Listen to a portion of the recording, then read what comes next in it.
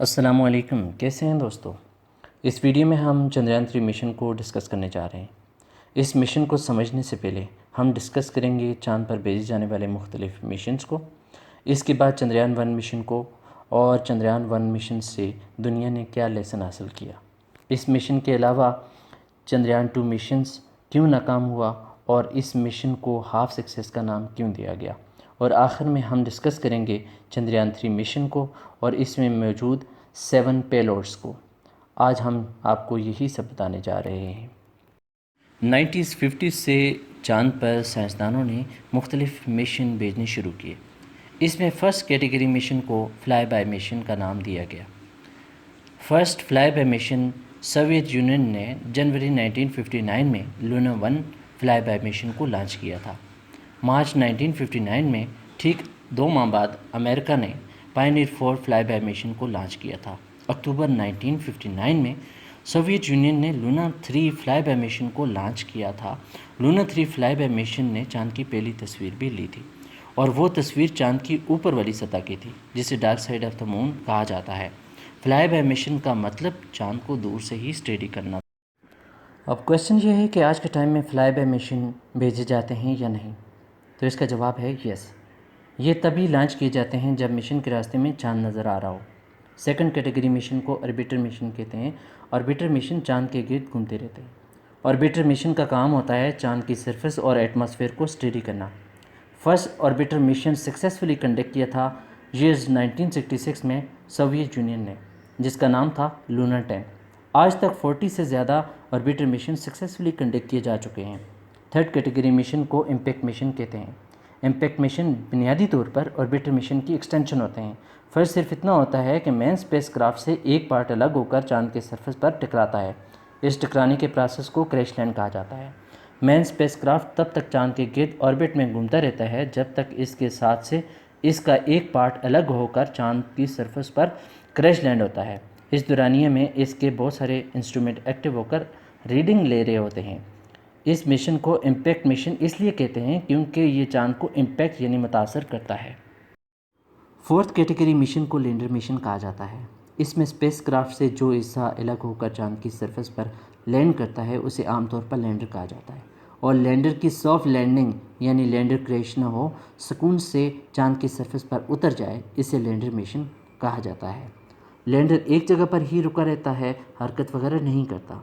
जब Soviet union और America ने पहली बार ट्राई किया तो फर्स्ट 15 अटैम्प्ट्स में वो सक्सेसफुल नहीं हुए। इसी दौरान अमेरिका और रशिया के दरमियान कोल्ड वार लड़ी जा रही थी।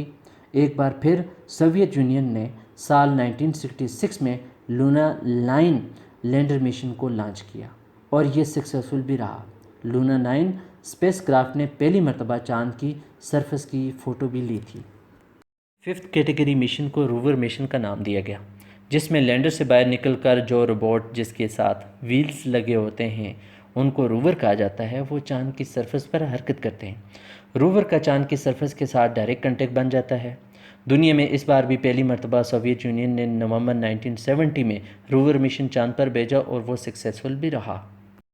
सिक्स्थ कैटेगरी मिशन को ह्यूमन मिशंस कहा जाता है। इस मिशन में स्पेसक्राफ्ट के लैंडर में ह्यूमंस को बिठाकर चांद पर ले जाया जाता है। लैंडर का चांद की सरफेस पर लैंड करने के बाद इसके अंदर से साइंसदानों को चांद की सरफेस पर उतारा जाता है। अमेरिका ने पहली मरतबा सोवियत यूनियन से पहले ही साल 1969 में ये कर दिखाया और नील आर्मस्ट्रांग वो पहले इंसान थे जिन्होंने चांद की सरफेस पर पहला कदम रखा। नासा ने साल 1972 में आखिरी ह्यूमन मून मिशन चांद पर भेजा था। तब से आज तक कोई भी मून मिशन नहीं भेजा गया। रोवर मिशन को ह्यूमन मिशन की बात करने की आखिर वजह क्या थी? इसकी वजह दोस्तों बहुत सिंपल है। ह्यूमंस की सॉफ्ट लैंडिंग काफ़ी आसान थी, जबकि रोवर के लिए नई टेक्नोलॉजी दरकार थी जो उस वक्त मौजूद नहीं थी। ये वो 12 लोग हैं जिन्होंने चांद की सरफेस पर कदम रखा था। अब हम बात करेंगे चंद्रयान-1 की। 22 अक्टूबर 2008 को इंडिया ने चंद्रयान-1 लॉन्च किया था। ये एक इम्पैक्ट मिशन था। इसमें स्पेसक्राफ्ट से जो हिस्सा चांद की सरफेस पर क्रैश लैंड होने के लिए इससे अलग होता है, इसे मून इम्पैक्ट प्रोब का नाम दिया गया। इसमें एक इंस्ट्रूमेंट भी लगाया गया था जिसे Chandra altitudinal composition explorer, short form में चेस कहा जाता है। जो कि एक मास स्पेक्ट्रोमीटर कहलाता है, वो हर 4 सेकंड में रीडिंग लेता रहता था। चेस की मदद से ये पता चला कि चांद के एटमॉस्फेयर में पानी मौजूद है। मून इम्पैक्ट प्रोब चांद के साउथ पोल पर स्केल्टन क्रेटर पर क्रैश लैंड होता है और पॉइंट ऑफ इम्पैक्ट को जवार पॉइंट का नाम दिया गया। चंद्रयान 1 में एक ऑर्बिटर व्हील था जो कि अपना ऑर्बिटर मिशन कर रहा था चांद के गिर्द। इसमें नासा का एक इंस्ट्रूमेंट भी लगाया गया था जिसे मून मिनरोलॉजी मैपर यानी शॉर्ट फॉर्म में M3 कहा जाता है। जब मून इम्पैक्ट प्रोब चांद की सरफेस पर जाके टकराता है, क्रैश लैंड होता है, तो उसकी वजह से चांद की मिट्टी ऊपर की जानब उड़ती है। तो इससे M3 ने जब एनालाइज किया तो पता चला कि चांद की सरफेस पर वाटर आइस मौजूद है।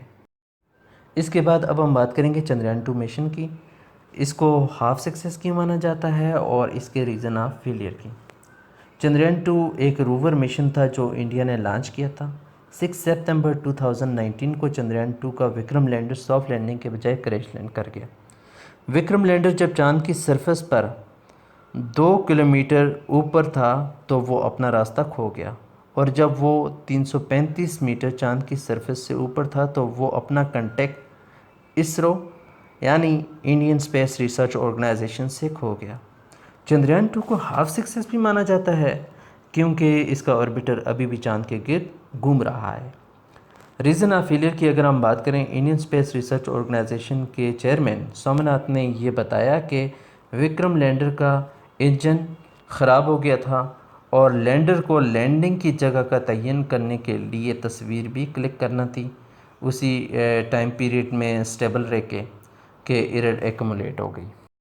वीडियो के इस लास्ट पार्ट में अब हम डिस्कस करने जा रहे हैं, जो कि आज का हमारा टॉपिक भी है, चंद्रयान 3 मिशन। ये एक रोवर मिशन था जिसे इंडिया ने 14 जुलाई 2023 को सतीश धवन स्पेस सेंटर से लॉन्च किया था। इस मिशन को इंडियन स्पेस रिसर्च ऑर्गेनाइजेशन ने ही डेवलप किया है। ये स्पेसक्राफ्ट 5 अगस्त 2023 को चांद की ऑर्बिट में दाखिल हुआ। विक्रम लैंडर ने 23 अगस्त 2023 को चांद के साउथ पोल पर सॉफ्ट लैंड किया।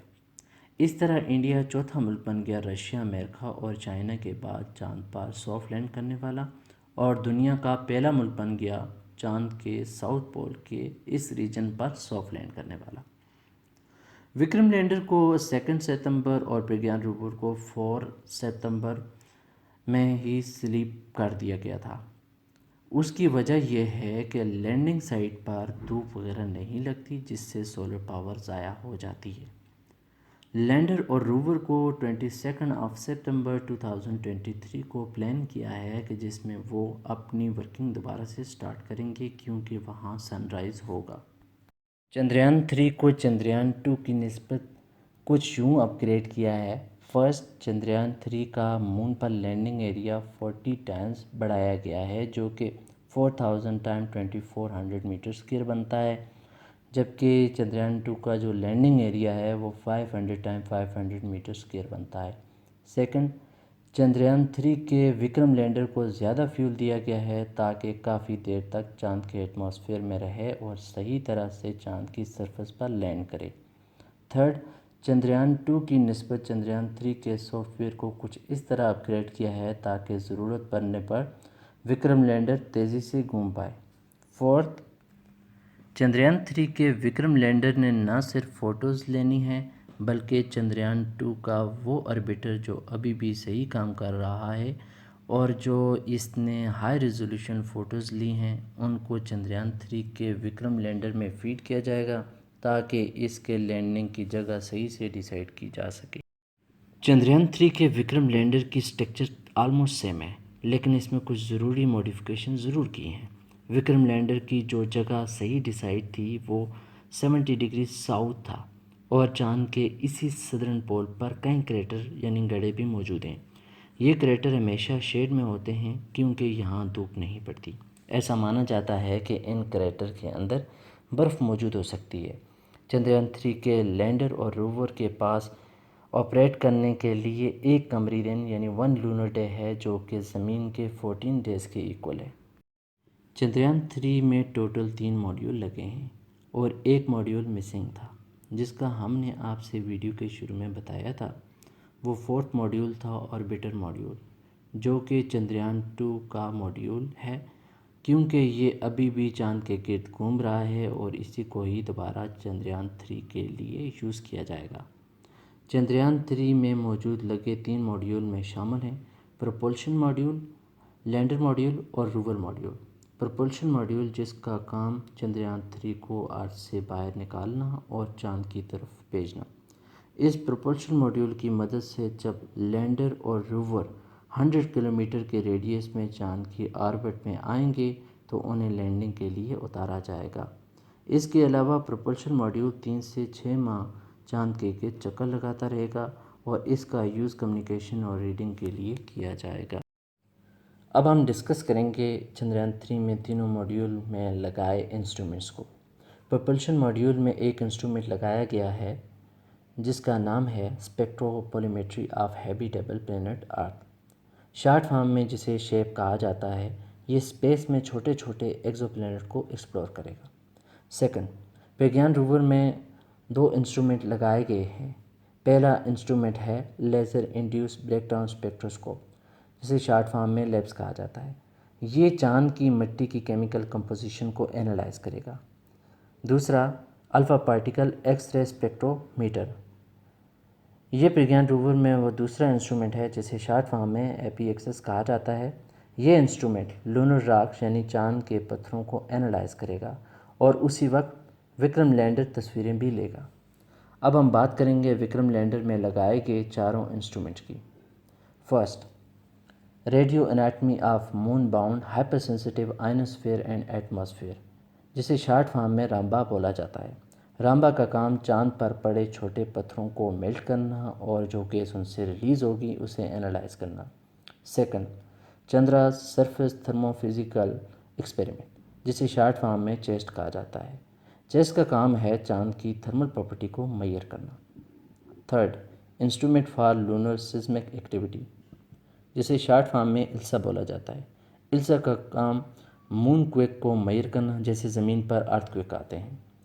तो इसी तरह इल्सा ही की मदद से चाँद के अंदर क्रस्ट और मेंटल स्ट्रक्चर को मेजर किया जा सकता है।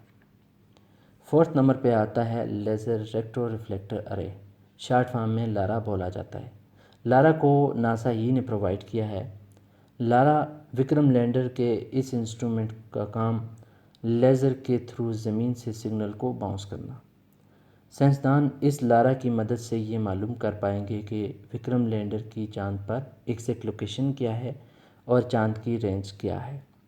वीडियो के नीचे कमेंट में अपनी राय का इज़हार ज़रूर करें। इन्फॉर्मेटिव और इंटरेस्टिंग वीडियो के लिए हमारे चैनल को सब्सक्राइब और वीडियो को लाइक करना ना भूलें और इसे अपने दोस्तों के साथ शेयर ज़रूर करें। शुक्रिया।